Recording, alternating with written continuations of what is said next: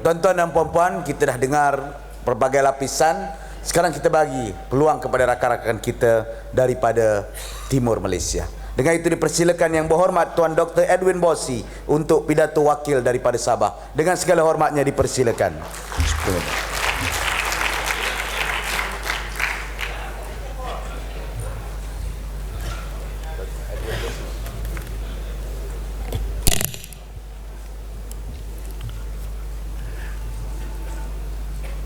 Terima kasih pengacara majlis, para pemimpin Pakatan Rakyat, tuan-tuan dan puan-puan yang saya hormati sekalian. Terima kasih kerana memberi peluang kepada Sabah untuk membahas pada konvensyen kelima pada hari ini. Tuan-tuan dan puan-puan, Sabah sebenarnya kita semua tahu dianggap sebagai simpanan tetap ataupun fixed deposit bagi Barisan Nasional. Ini sebenarnya adalah satu penghinaan. It's an insult actually to the Sabahan. Sebab walaupun kita jadi fixed deposit dan dikatakan sebagai satu negeri yang kaya, sebenarnya kita adalah satu negeri yang paling miskin di Malaysia. Ini bukan kita yang cakap, tetapi Bank Dunia yang mengatakan Sabah adalah satu negeri yang paling miskin dalam Malaysia. Dan apa terjadi apabila barang-barang sudah naik? Kerana BN ini adalah artinya barang naik, maka orang Sabah yang sudah miskin lagi susah oleh kerana mereka ni, tuan-tuan. Jadi kenapakah UMNO ataupun barisannya boleh mengatakan Sabah ini fixed deposit? Mereka ketahui mereka mempunyai kuasa dalam beberapa kerusi yang dipegang, walaupun kerusi MP ini lebih daripada 13 kursi mereka sudah pegang kerana majoritinya adalah pengundi-pengundi orang Islam. Mereka sudah tahu mereka mendapat sokongan daripada mereka. Kedua, komponen-komponen Barisan Nasional yang lain juga mereka tahu bahawa mereka mesti adalah yes man kepada UMNO di Sabah. Jadi tuan-tuan dan puan, baru-baru ini mereka juga pandai menambahkan undi-undi yang lain seperti menggunakan padi. Tadi kita cerita pasal padi di Sabah. Padi artinya pendatang asing dengan izin. Itulah padi bagi di Sabah.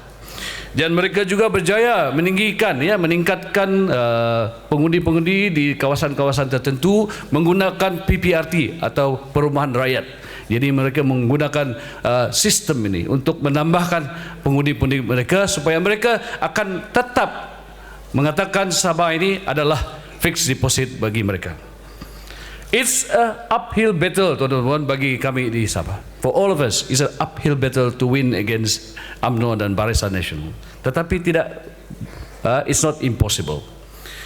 Di kawasan-kawasan di mana majoritinya beragama Islam, tuan-tuan, kita haruslah bekerja kuat. We have to work hard di kawasan-kawasan seperti apa yang dikatakan oleh saudara timbalan Presiden PAS tadi. We have to reach out to these Muslim voters in Sabah, kerana kita lihat daripada GE13 baru-baru ini kita menampakkan bahawa kawasan-kawasan yang dipegang oleh pengundi-pengundi majoriti orang Islam masih tidak berubah, tetapi sudah berubah di bandar dan juga di semi-urban areas dan termasuk kawasan-kawasan KDM, Kadasan Dusun Murun, ternampak sudah berubah. Kita sudah mempunyai beberapa kursi yang kita tercapai. Daripada satu, kita sudah mempunyai 12 kursi DUN di Sabah dan 3 MP. Jadi kawasan yang saya sebutkan di mana orang penganut agama Islam lebih majoriti, kecuali di Beaufort di mana Datuk Seri Lajim telah menunjukkan bahawa itu kawasan beliau boleh tawan apabila datangnya pilihan raya ke-14 yang akan datang ini. Jadi kita perlu pendekatan baru, tuan-tuan dan puan, di Sabah. Dan ini kita sebenarnya memerlukan banyak bantuan. We need a lot of help from our friends, daripada tuan-tuan dan puan dari Semenanjung. Kita ni memang ada susah di Sabah dari segi banyak aspek. Jadi kita perlu pertolongan daripada rakan-rakan kita di Semenanjung ini. Sebenarnya Pakatan Rakyat mempunyai peluang seperti yang saya katakan tadi untuk memenangi di negeri Sabah. Misalnya kita sudah mempunyai 3 MP yang kita boleh mempertahankan kursi tersebut, dan kita boleh juga mendapatkan beberapa kursi, at least 10 to 12 kursi yang dipegang atau kawasan dia majority KDM. Tetapi kita perlu bekerja kuat ya di kawasan-kawasan yang banyak pengundinya adalah agama Islam, the Muslim voters in Sabah. These are the area kita mesti tumpukan lebih kuat lagi. Jadi apabila kita boleh menawan ya ketiga-tiga tempat tadi, because it's basically a race based juga political situation di Sabah. Tetapi kalau kita boleh menawan ya KDM, bandar sebelah yang Cina dan juga yang sebelah Muslim area, saya rasa kita di Sabah ni we will be able to contribute ya. Kita boleh akan contribute kepada kemenangan Pakatan Rakyat ke Putrajaya. Dan sekaligus kita boleh menjadi kerajaan di negeri Sabah. Tuan-tuan dan puan, bagi seorang rakyat Sabah ya, when we come to, kita datang di Semenanjung Malaysia, kita naik taksi. Selalunya kita dengar, kita ditanya, saudara datang dari mana? When we said kita dari Sabah, selalunya mau dia orang Melayu, mau dia orang Cina atau India, driver ni taksi ni, dia kata, ni orang Sabah. Ketinggalan, bodoh sekali, tidak mau berubah. Kita pun rasa malu. They always talk like that. Jadi saya pun rasa sedih ya. Tetapi bukan tidak ada berasas ya. Mereka mengatakan ini kerana mereka sedih apabila Semenanjung sudah berubah ya, tapi Sabah masih ketinggalan. Ya, jadi mereka bagilah pandangan mereka kepada kami yang dari Sabah ni, dan kami pun merasa mengatakan ya betul, dan kita akan berusaha untuk mengubah minda rakyat-rakyat di Sabah kira. We have to change dia, ubah. Jadi tuan-tuan dan puan, manifesto Pakatan Rakyat Sabah sebenarnya yang kita adakan untuk GE13 memang lawa dan cantik. Ya, kita mengatakan kita mesti ada otonomi dan sebagai rakan kongsi yang setara di Malaysia. Ya, ini dipersetujui oleh Pakatan Rakyat ya. Kita juga mengatakan 20% oil royalty akan diberi kepada Sabah kalau Pakatan Rakyat memerintah.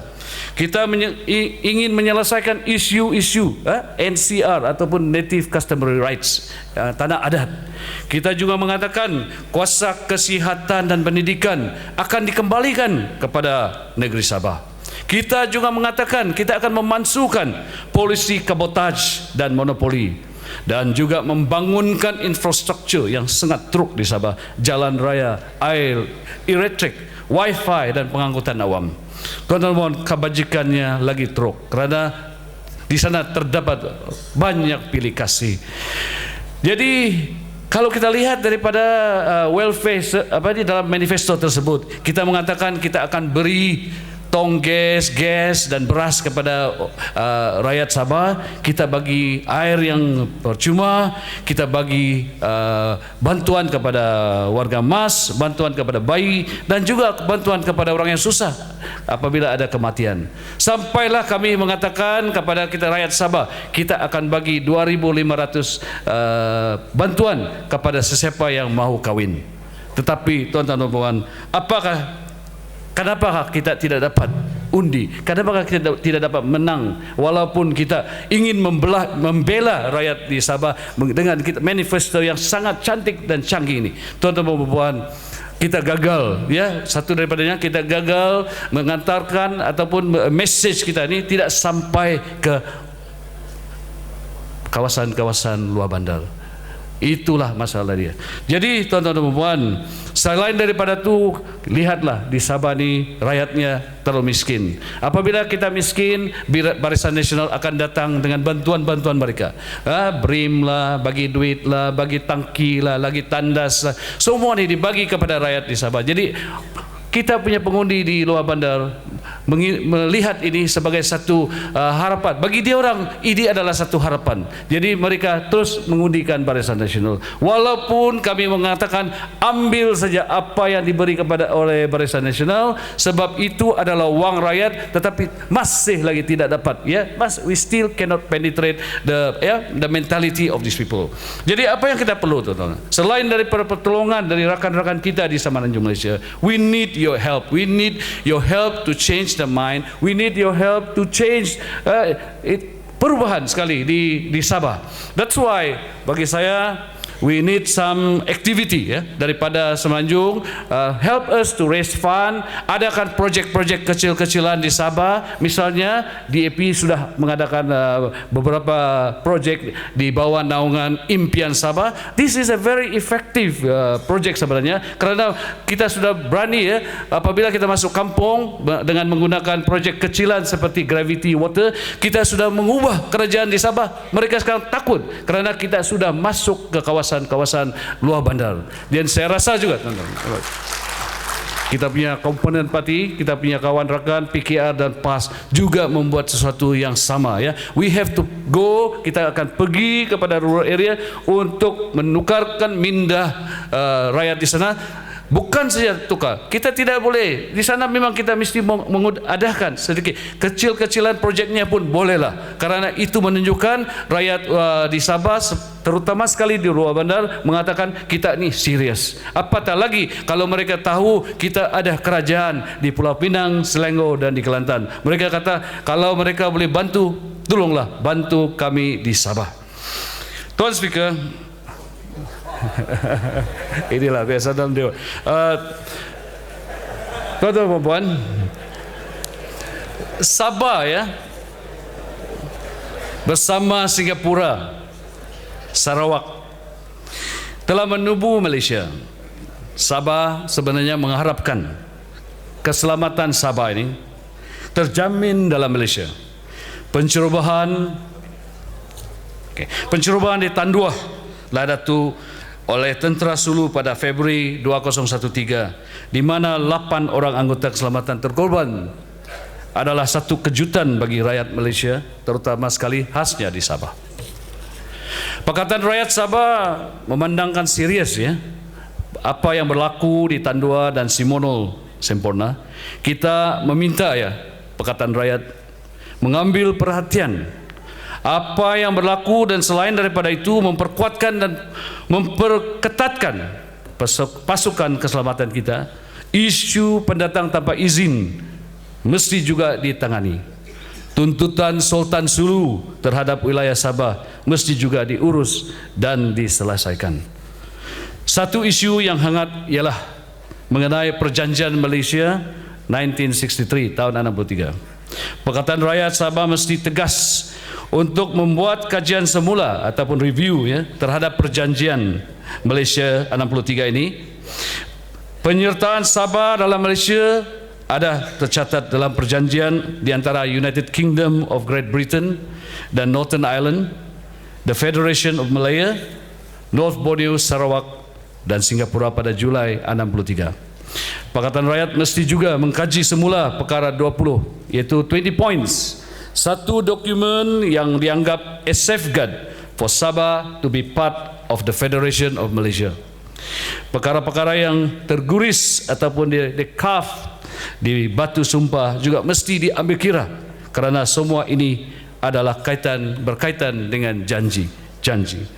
Jadi tuan-tuan dan puan, tema konvensyen Pakatan Membela Rakyat adalah tepat sekali. Dan we don't just talk about it. Kita tidak akan cakap saja yang perkataan ini membela rakyat, tapi we must be seen to walk the talk. Terima kasih. Thank you, Kota Hwaran. Terima kasih Dr. Edwin Bossi. Dari itu saya mempersilakan Yang Berhormat Saudara Barubian, wakil daripada Sarawak, untuk sampaikan suara akar undi pembelaan rakyat.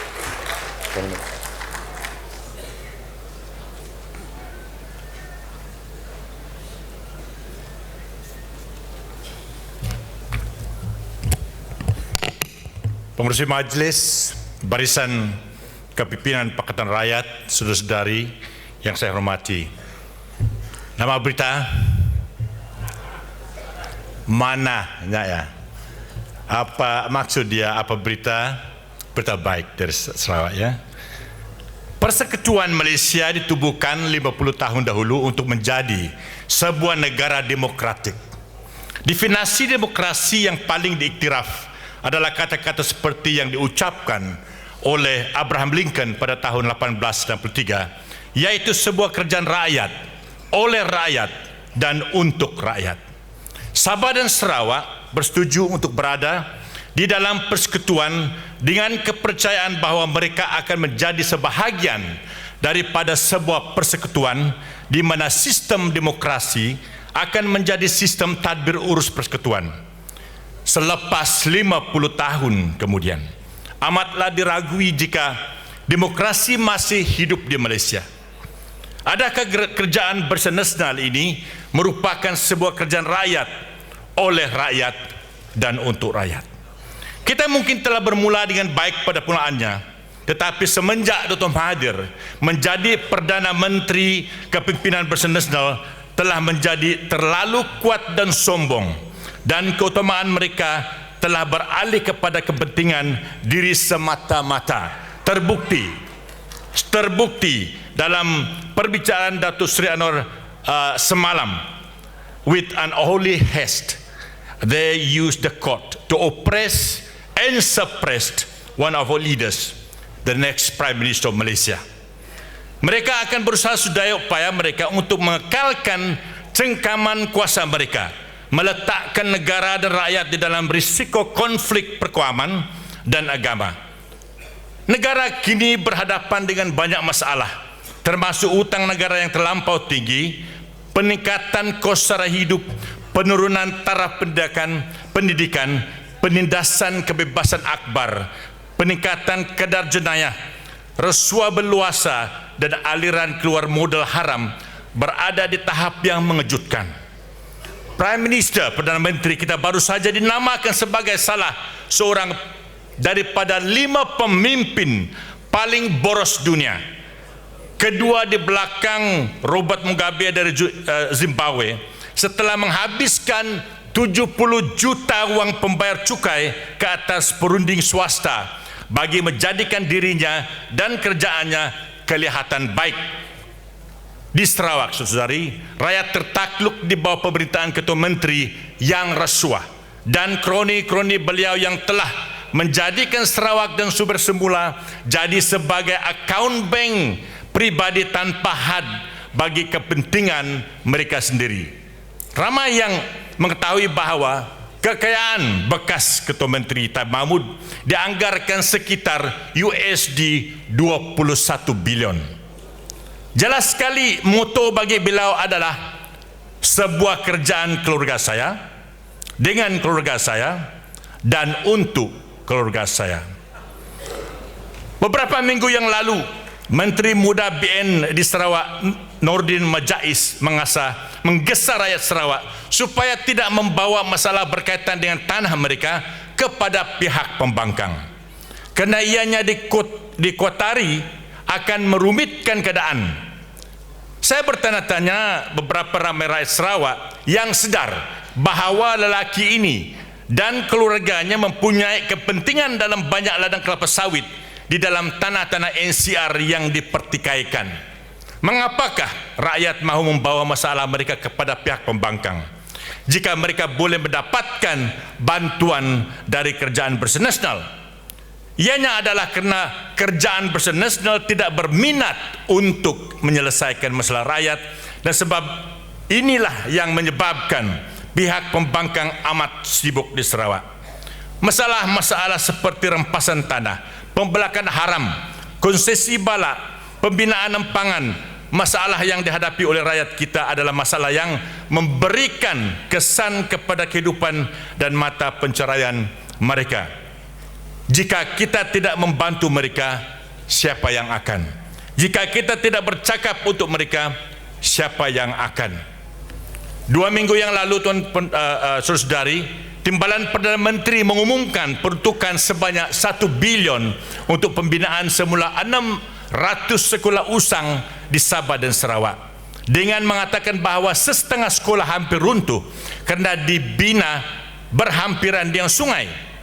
Beliau juga mengakui bahawa terdapat banyak asrama sekolah luar bandar yang dibina oleh syarikat-syarikat sebagai sebahagian daripada program tanggungjawab sosial korporat mereka. Ia merupakan suatu pengakuan yang jelas, saudara-saudari, tentang kegagalan kerajaan bersensasional untuk memberikan peruntukan bagi mereka-mereka yang amat memerlukan bantuan. Menteri Kebajikan, Wanita dan Pembangunan Keluarga Sarawak pada masa yang sama mengakui bahawa sekolah-sekolah usang terus digunakan walaupun ia dikelaskan sebagai tidak layak untuk diduduki. Jikalau itu bukan merupakan kecuaian yang dilakukan terhadap generasi muda kita oleh kerajaan bersensasional, maka saya tidak tahu apakah ia. Pihak pembangkang telah kerap kali membawa permasalahan ini untuk pengetahuan umum di Sarawak, dan oleh kerana tekanan-tekanan tersebutlah kerajaan terpaksa mengambil tindakan. Satu lagi isu utama yang dijurai oleh pihak pembangkang di Sarawak adalah berkenaan dengan hak-hak tanah adat dan hak asasi masyarakat pribumi Sarawak. Anak negeri Sarawak telah banyak kehilangan tanah isyar mereka kepada syarikat-syarikat pembelakan, perledangan kelapa sawit, empangan-empangan, lain-lain dan lain-lain juga. Gadis-gadis muda Penan telah dirogol dan ada yang mengandung disebabkan pekerja-pekerja syarikat pembelakan merupakan satu fakta yang telah disahkan dalam satu laporan khas oleh National Task Force. Kerajaan tidak rela untuk menyiarkan laporan tersebut, tetapi akhirnya terpaksa berbuat demikian selepas 1 tahun tekanan daripada pihak pembangkang dan badan bukan kerjaan NGO. Tetapi masih belum ada tindakan yang diambil terhadap perogol-perogol tersebut. Saudari, jelas sekali kerajaan BN tidak mempunyai kepentingan dalam melindungi hak-hak rakyat, kerana kebanyakan pemimpin-pemimpin politik mereka telah bersekongkol dan telah menjadi kaya raya dengan mengorbankan hak-hak masyarakat pribumi. Terlalu banyak butiran mengenai penyalahgunaan kuasa mereka yang telah didedahkan oleh laman-laman web seperti Sarawak Report, tetapi tidak ada tindakan yang diambil terhadap mereka. Oleh itu, adalah tidak mengherankan apabila rakyat meminta pertolongan daripada ahli-ahli politik pembangkang. Kami adalah orang-orang yang memberi bantuan apabila tanah mereka diambil dari mereka. Kami telah memfailkan kes NCR begitu banyak sekali terhadap pihak berkuasa negeri dan syarikat-syarikat besar, sehinggakan Hakim Besar Negeri Sabah dan Sarawak baru-baru ini telah menggesah Mahkamah NCR yang berdedikasi ditubuhkan bagi mendengar kes-kes seperti ini di Sabah dan Sarawak. Saudara-saudari, rakyat Sabah dan Sarawak kini sedar mengenai poin 1820 yang terdapat dalam perjanjian Malaysia, bersama-sama dengan kesedaran bahawa kita tidak mendapat apa-apa manfaat daripada perjanjian seperti yang dikata, percaya bahawa kita akan mendapat manfaat dan bahawa rakan kongsi kita. Persekutuan Malaya yang tidak mengambil perjanjian ini dengan serius, ini adalah apa yang Perdana Menteri yang dulu Malaysia yang pertama mengatakan, I quote, salah satu objektif utama dalam pembentukan Malaysia adalah untuk melanjutkan pembangunan ekonomi wilayah Borneo supaya standard mereka serta kemahiran hidup dan teknikal dapat ditingkatkan dan membentuk asas yang kukuh bagi mempercepatkan pertumbuhan, unquote. Saudara-saudari, 50 tahun selepas perjanjian ditandatangani, Sabah dan Sarawak telah menjadi negeri semata-mata di dalam Malaysia dan bukannya rakan kongsi yang sama taraf dalam persekutuan, seperti mana yang telah diniatkan oleh pemimpin-pemimpin dahulu Persekutuan Malaysia. Walaupun kita merupakan negeri yang paling kaya dengan sumber semula jadi, seperti mana Doktor dari Sabah yang mengatakan, kita adalah antara negeri yang paling miskin di Malaysia. Terkala kerajaan bersensasional menggunakan hasil minyak kita untuk membiayai projek-projek mega dan bagi tujuan menyelamatkan syarikat-syarikat kroni mereka. Kebebasan agama kita diancam dan disekat manakala Perdana Menteri tidak dapat menyuarakan apa-apa. Kita harus sedar bahawa ianya bukan untuk kepentingan kerajaan UMNO bagi melindungi kita terhadap penyokong-penyokong ekstremis Islam mereka. Siapakah yang boleh kita beralih kepada untuk bersuara bagi hak kita? Pada Hari Malaysia 2012, 6 pemimpin Pakatan Rakyat telah menandatangani dokumen yang dikenali sebagai Kuching Declaration, di mana mereka berjanji untuk menghormati perjanjian Malaysia jika ada apabila mereka mengambil alih kuasa tumpuk kepimpinan negeri. Perenggan yang berkaitan sebelum 7 perkara dalam deklarasi Kuching ialah, I quote, bahawa sesungguhnya kami berpegang teguh dengan semangat perjanjian Malaysia 63 yang telah dicetuskan, dikendalikan oleh pemimpin-pemimpin kami yang terdahulu, dan sebagai bukti dan tanda utuhnya kesetiaan kami terhadap rakyat Sarawak dan Sabah, berteraskan prinsip-prinsip demokrasi dan keadilan untuk rakyat Malaysia seluruhnya, unquote. 7 perkara yang dinyatakan adalah perkongsian secara sama rata, perwakilan yang adil, kewarganegaraan, pengiktirafan hak NCR, Sarawak dan Sabah yang cekap, keadilan dalam isu minyak, dan pembangunan yang seksama. Saudara-saudari, setengah pihak yang sinis mengatakan bahawa Pakatan Rakyat tidak mungkin akan dapat melaksanakan janji-janji kami, tetapi saya berkata, jangan menghakimi kami sehingga anda telah memberikan kami peluang untuk membuktikan diri kami. Berkaitan dengan keadilan dalam isu minyak, Kerajaan Negeri BN tidak pernah cuba berunding royalti yang lebih tinggi daripada 5% yang remeh-temeh yang telah diterima oleh kita, tetapi Pakatan Rakyat telah berjanji untuk meningkatkan kepada 20% dalam deklarasi Kuching. Mengenai isu Allah, para pemimpin kerajaan sekarang tidak berani untuk membuat pendirian untuk apa yang betul. Adalah difahamkan rakyat Sarawak amat bimbang mengenai perkara ini. Pada ketika ini, izinkan saya membaca 2 peranggan daripada laporan Kobol Commission yang berbunyi demikian, and I quote it in English. Although there are no ideological overtones here, we found that the prospect of Malaysia as viewed by non-Malay natives in certain parts of Sarawak within the framework of their unhappy recollection of Brunei dominion in the past, which is regarded as Malay domination, and of their fear of its return with the new federation. The suggested name of Malaysia for the new federation and of Malay as the national language and Islam as the national religion have tended to emphasize this misgiving. Para 23. Opposition to Malaysia, para 32. Spring from a genuine fear of discrimination after Malaysia, a feeling among the Chinese that their status should be reduced to that of a second-class citizens, and among the natives that their customary laws and practice should be affected. Similarly, there is concern that Malaysia would entail migration from the other territories of the Federation, and also that such safeguards as may be given could be removed at a later stage by the central government. Who can blame our forefathers for their misgiving? Their fears were not unfounded, and we are witnessing the beginning of the realization of these fears now. The BN federal government presented us with a 10-point solution for the use of Allah, but when it came to the crux of the matter, the Prime Minister would not defend the rights of other Malaysians to practice their religions. Only Pakatan Rakyat leaders would defend. Sebelum saya menghadiri ucapan saya ingin berkongsi dengan satu prinsip yang dikatakan the 9 cardinal principle of the rules of the English Raja di Sarawak. Setengah orang mungkin tidak menghargai pemerintahan Raja Inggris di Sarawak, ya, tetapi mereka mengambil satu prinsip yang jelas, yang adil. And it became, dan dia menjadi satu preamble kepada Constitution of Sarawak 1941. And I'd like to share with this as a last paragraph point.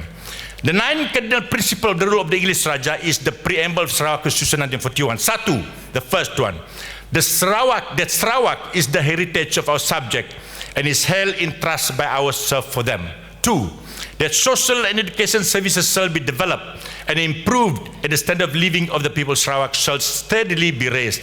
3, that never shall any person or person be granted rights inconsistent with those of the people of this country, or be in any way permitted to exploit our subjects or those who have sought our protection and care. 4th, that justice shall be freely obtainable, and that the Raja and every public servant shall be easily accessible to the public.